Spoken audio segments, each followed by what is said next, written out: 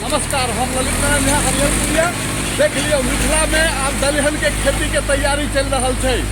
किसान सब जोर शोर से खेत के जोताई कर रहा छथिन।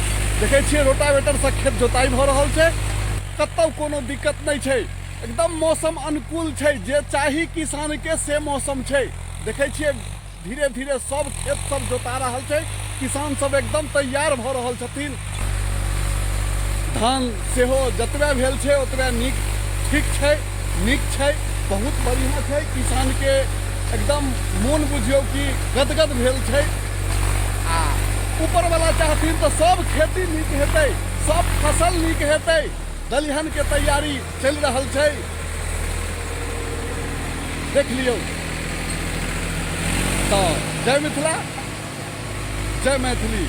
सब गोटे आनंद रहू, कुशल रहू। बस